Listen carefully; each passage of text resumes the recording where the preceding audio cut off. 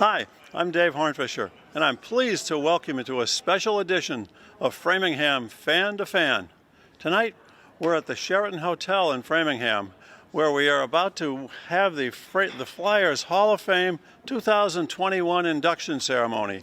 And while the show itself will be telecast on Framingham Educational TV, we're going to do a special section here where we're going to interview a few of the key people who've been involved in planning this, as well as some of the honorees. So stay tuned, this is going to be a lot of fun.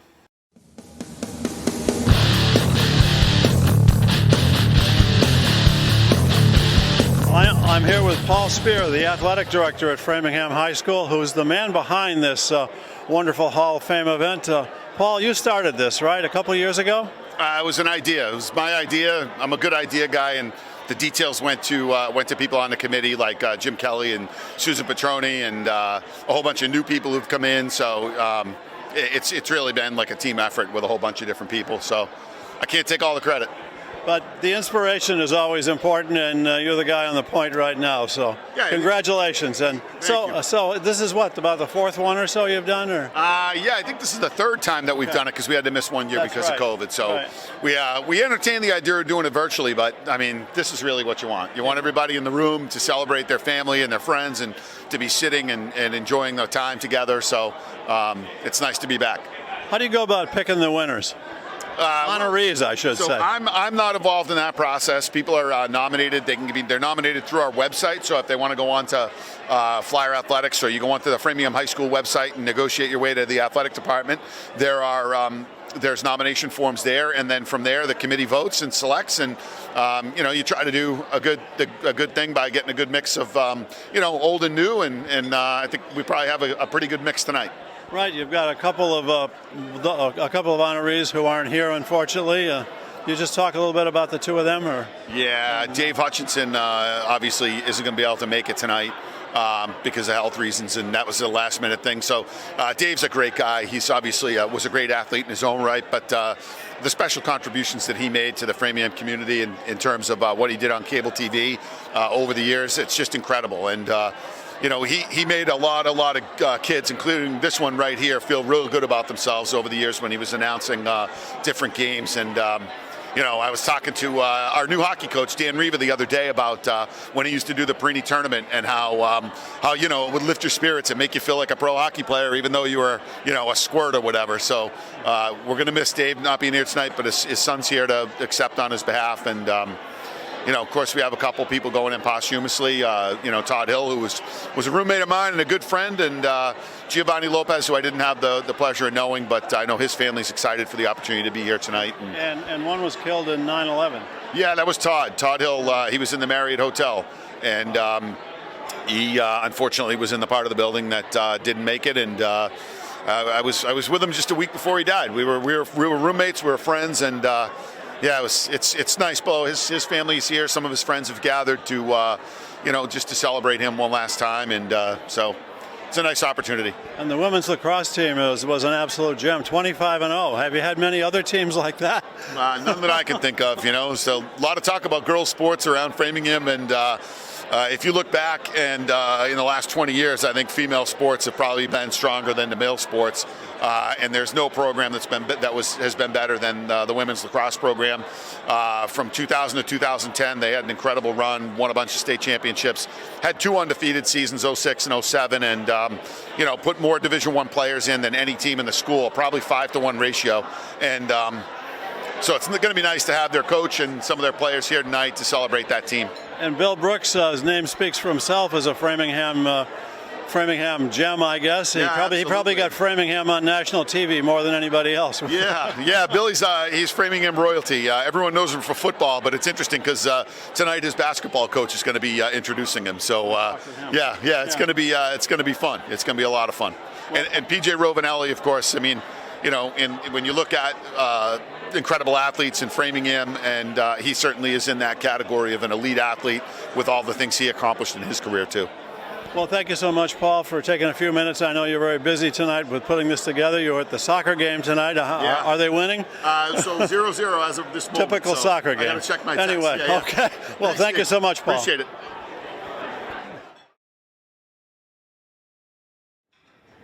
Go ahead. I'm pleased to introduce Kevin Salvi. Kevin has a unique role in tonight's show in that he was one of the coaches of one of the honorees tonight, Bill Brooks. Kevin, you were a basketball coach of Bill Brooks, right? Yes. So Bill had basketball as well as football skills. Dave, Bill Brooks was one of the finest athletes that come through the town with ability. Best thing I can tell you is he played 3 years varsity basketball and played, football. And he was also a catcher in the baseball team, never having played.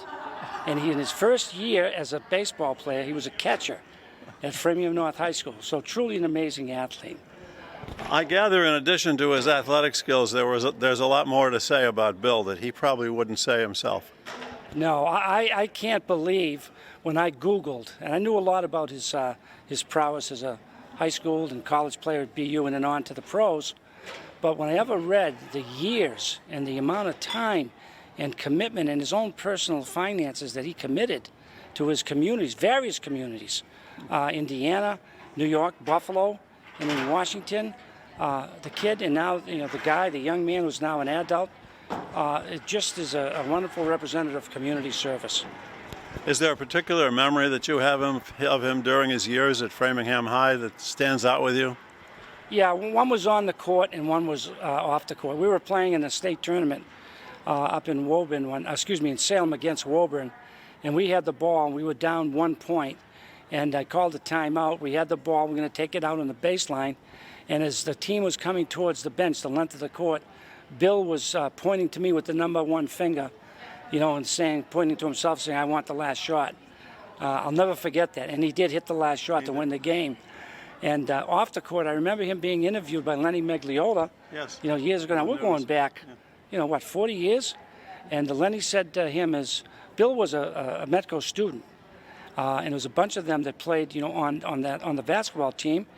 And Lenny asked him, Bill, how was it getting along in this, really at the time, Framingham North, a predominantly white, Sure. part of town? And he said, Mr. Magliola, very simply, Bill Brooks gets along with everybody. I just thought it was a class response at that time. I've never forgotten it. Well, thank you so much, Kevin, and your insights here are going to be very helpful when we continue on with this show. Thanks for having me on, Dave. Thank you.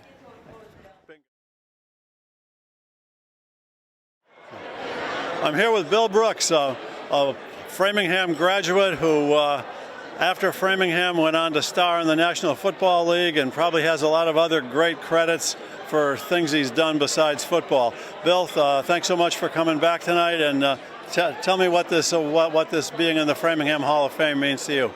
Well, I'm honored to be back, and it's great to be back in Framingham again. And being in the Framingham Hall of Fame means a lot to me. It's a special award. When I played here at Framingham, it was a special play here in Framingham with a lot of my teammates and people like that, and some of the coaches, and I just enjoyed my time when I was here in Framingham. Do you have a Framingham memory that stands out? Oh. I understand you played several sports. Your basketball coach was talking about you, and the memory I have is actually my teammates, spending time with my teammates, having fun with my teammates, going through the different times of training and for basketball, training for football and things of that nature, and then go out and playing and competing against other schools and having fun and playing in Thanksgiving Day games against Walpole and playing basketball games. Back then it was Framingham North and Framingham South, so North versus South. So those things are sticking in my mind right now as far as the memories of those games and more importantly, my teammates. And then, of course, your National Football League career, which we could talk about all night here. But give me a memory of that. Did you have one playing against the Patriots? I would say, to be honest with you, I think the one against the Patriots, I scored my first touchdown in the National Football League against the Patriots. It's one of the early games we played, but I'd say my biggest memory was having the opportunity to play in the Super Bowl with the Buffalo Bills against the Dallas Cowboys in Atlanta. So that was a great moment, and also spending time with the Indianapolis Colts. 7 years being with the Indianapolis Colts, playing there, that was a special time for me, and I enjoyed the Indianapolis Colts. They're a great organization, great owner, so that was special for me. Watching you sign all those cards over there said that you had to have had a long career, and nobody gets that many cards. I think any of us would be happy to have one. So, well, I'm thankful to have one card, definitely. Yeah. So tell me a little bit about what you've been doing after football. Well, after football, I actually, once I stopped playing football, I took a year off to spend with my daughter as she was born, and then after that, went to go work for the Indianapolis Colts in the front office. I worked for them in the front office. Then I left there, did some other stuff outside of actually working for the Colts in the front office. Then I just recently came back to the Colts, working for the Colts in the front office again as a Colts ambassador for the team. So that was starting last year. Well, what do you think of the Colts now? They're kind of a rebuilding team. Well, I don't want to say rebuilding. They're a good team. They're a team that is, we've had a slow start, but things are picking up. We won the last few games. Won last week against the Jets, so had a tough game against the Titans the week before that, but we're looking forward to the games ahead. We have an opportunity to win some games and hopefully make a run for the playoffs and see what we can do from there. You're going to play the Patriots. We are going to play the Patriots later on in the year. We play some tough teams later on in the year. We play the Patriots, we play the Cardinals, we play the Raiders, we play the Buccaneers as well. So we play some good teams, but the guys are going to be up for the challenge. So they're always up for the challenge. So it's going to be interesting to see what the team does the remaining of the season. One last question. Who's your favorite wide receiver? Who's my favorite wide receiver? Wow, I have a lot of them. Right now, as far as probably history-wise, I don't know. The guy I looked up to when I was younger was Drew Pearson of the Dallas Cowboys, and then I also looked up to Steve Largent when I played. These are guys that played before me, but those are the guys that I looked up to when I was younger and watching the National Football League. Well, Bill, welcome back to Framingham. Congratulations for this honor tonight. You're a very great honoree. Thank you very much. I appreciate it. It's great to be back in Framingham. Thank you. All right. Thank you.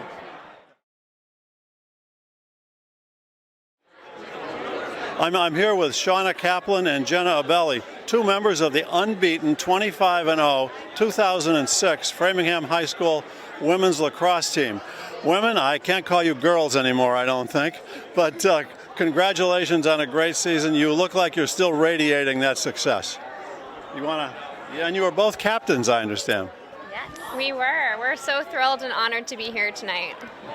Yeah, thank you for interviewing us, and it was definitely a season that we'll never forget. And we just went out there and gave it our all, and we didn't really think about, we just were very present, and we went game by game, and it ultimately led us to that 25-0 undefeated season. So. What was the highlight of the season, other than the championship game maybe, but do you have a memory? Did either of you score a winning goal or a moment like that? I think it goes, off the field probably as our best memories. I mean, we made some really good friendships on the team, and we had a lot of fun times together just preparing. And I guess what you don't hear when you hear about a championship team is, all of the hard work that went up to that. And, there's just a lot of good memories looking back on it with our teammates. Had you both played lacrosse before you were in high school? I had not. Yeah, so I started my freshman year. And you were a senior when you won? Yes. Yes, okay. Yep. Who did you beat for the championship? We beat Longmeadow. Yep. And where was it played? At Battage Field in It was, Framingham. really? Yeah, it was. Yeah. Had Framingham had a women's lacrosse team long before that, or? No, we were the first, I think, right? Well, in general? Yes, Yeah, well... Well, did you play as a freshman? Yes. Yeah, okay. Yeah, no, it had been around for a little bit. Like, Oh, girls no, lacrosse but we in were general. we were the first ones to win, though. Yes, Yeah. we were the first ones to win. And did this evolve over 4 years, just getting a little better every year? Exactly. Yeah, I think our freshman year we made it to the tournament. Our sophomore year we made it to the quarterfinals. Oh, man, And then junior year we made it to the semifinals, and then senior year we won the finals. But don't quote me on that because it could be Don't wrong. quote But me something either. like that. I have a terrible memory. And you still have a team full of friends. Yeah. Yeah, many of you live in Framingham yet?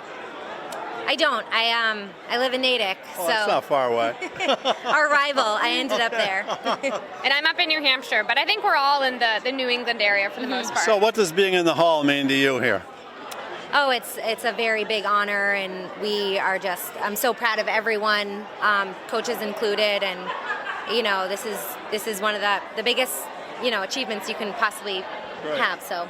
Yeah, and it was a big team effort. Yeah. Every individual contributed something. That's what team sports are all about, and it's been great to reconnect and see what people are up to. Yeah. Well, thank you so much, and congratulations again, many years later, and thanks for being here tonight. Thank you so much. Bye. Bye. Bye.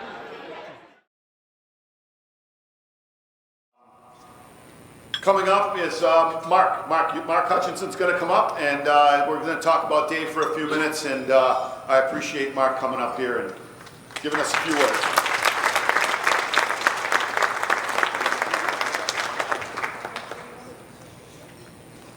Good evening, everyone. As my father would say, a jam-packed Sheridan Town. I am Mark Hutchinson, the youngest of 6 of Dave's kids. And my father was very much looking forward to this night.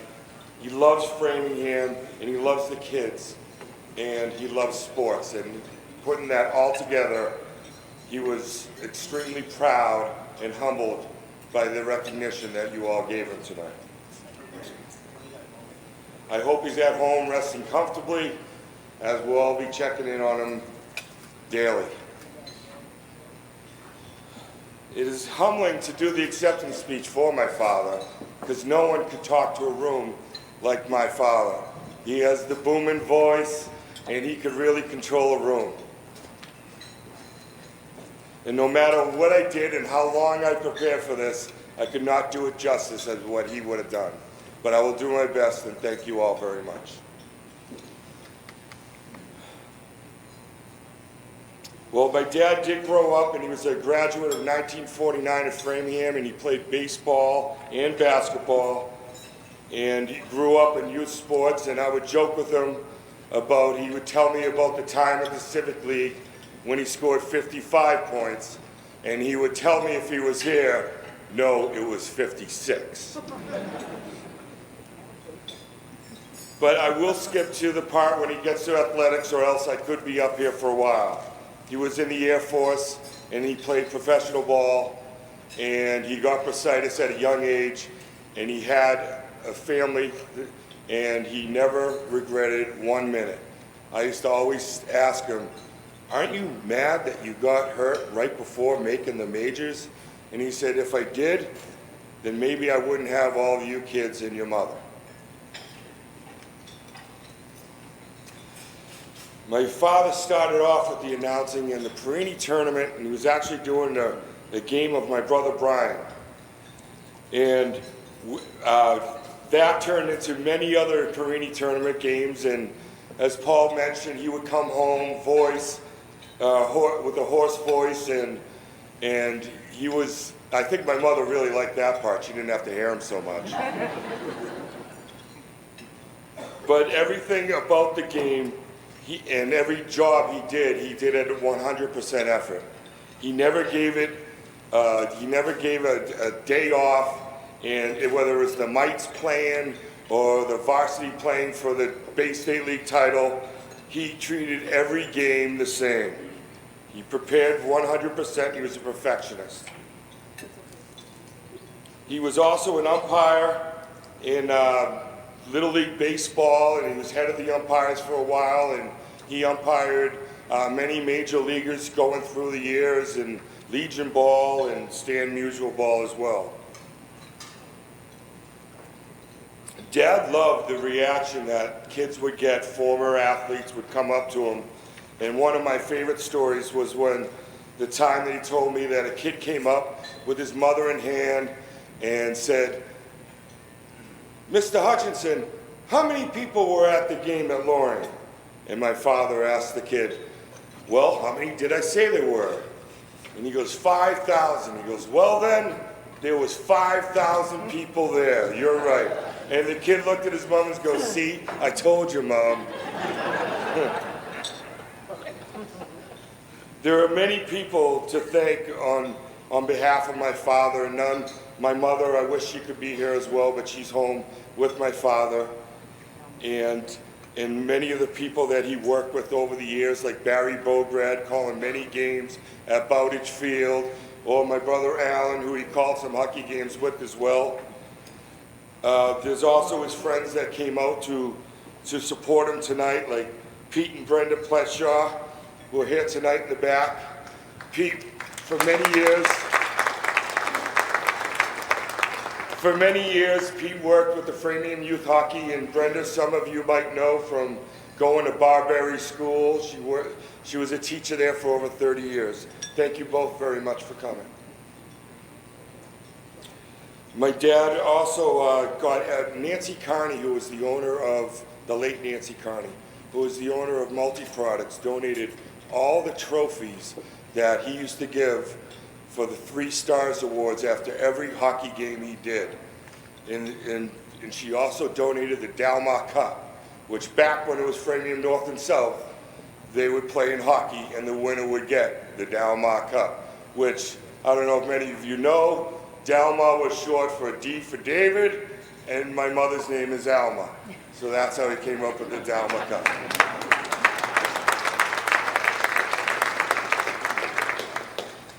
Growing up, my family, my brothers and sister and I, we never had to look far for a role model or even a hero. My father was always there for us, watching us play youth sports of our own throughout the ranks of Framingham to up to high school. And I would like to thank the committee very much for this tremendous accolade. When my dad started off every hockey game, he would start it off with high above ringside at jam-packed roaring arena. But I would like to thank everyone involved and end with what my dad would say on his sports show, which he had at WKOX for 10 years. And he would say, "You be a good sport." Thank you everyone very much, and have a lovely day.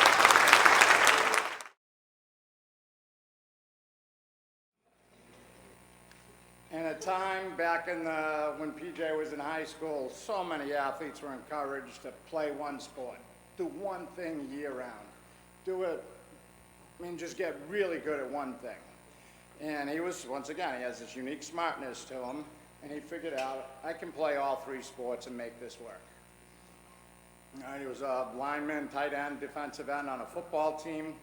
Special group of kids. A lot of them are here tonight, still giving each other tough love, still supporting each other, still heckling each other, still just being friends and helping each other. As Mr. Spear mentioned, that was a special group of kids, tons of athletes that also won a Super Bowl championship.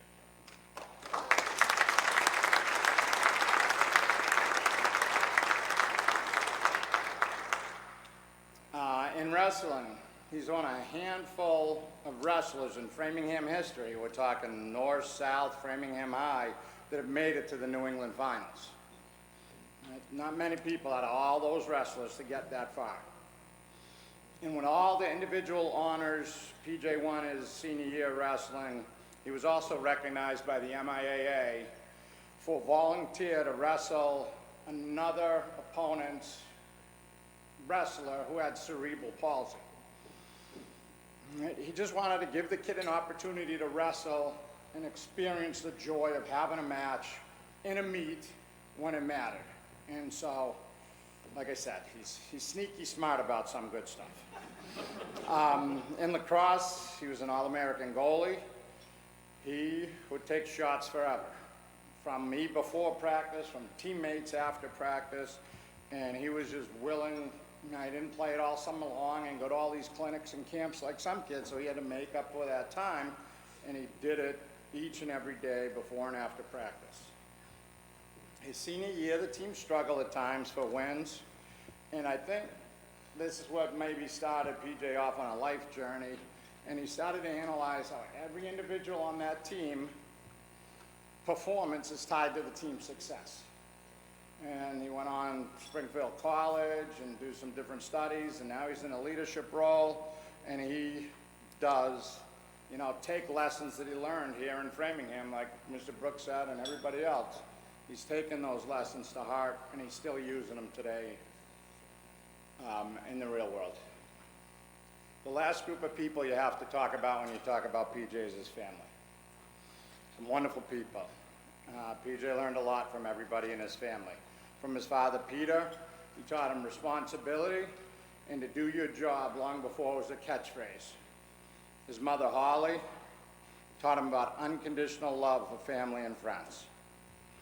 His siblings, Kelly, Nicole, Keith, they're always there, loving and supporting each other and raising a strong brother and having a huge impact on a wonderful individual. So I'd like to present to you P.J. Rovinelli.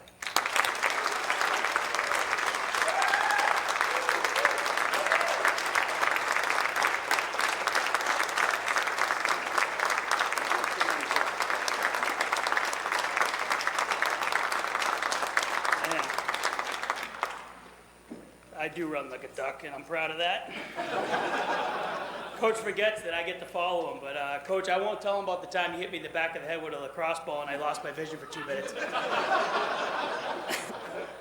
So I'm very honored to be here, and just, congratulations to all the other inductees, and especially Mr. Brooks. You'll be proud to know that my brother-in-law is from Muncie, Indiana, and he told me that I'm the second favorite athlete being inducted tonight.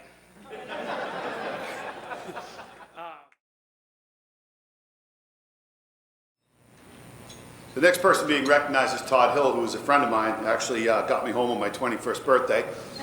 And I can't tell the whole story, but let's just leave it there. But a week before we lost Todd, he was up at, we had a bachelor party, and I was the chef, I was the cook.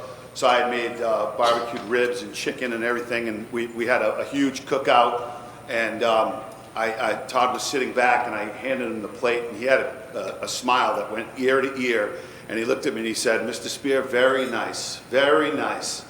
And I'll never forget that smile on his face. That was pretty special. And it's so nice tonight that we're getting, that I'm able to get, and a few of us are able to get the last laugh here in on Todd, because we're making him a Flyer tonight, and he was a Spartan. So there ain't nothing he can do about it. So we got him. I want to invite us.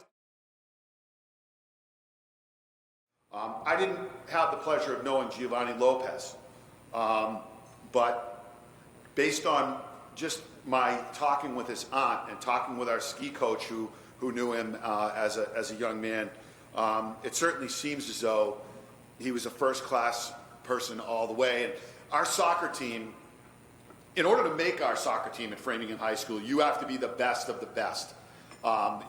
There's 120 kids that go out for our soccer team. Just to make varsity at Framingham High School is an accomplishment that most people would be proud of the rest of their life. Thanks for tuning into this special fan-to-fan episode about the Framingham High School 2021 Hall of Fame induction ceremony. Kudos to the honorees, and also to Athletic Director Paul Spear and the committee who put this all together. So get out and watch Framingham High School sports events in our community. You may see a future honoree.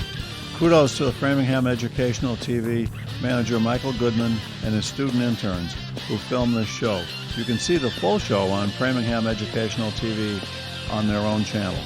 I also want to thank Shavash Morrissey at Access Framingham TV for his production and editing work on this project. It was no simple effort. And come back and watch Fan to Fan on Framingham Access TV on Monday, Tuesday, Thursday, and Friday nights at 8:30, as well as Saturday morning at 7:30. Thanks for watching. Good night.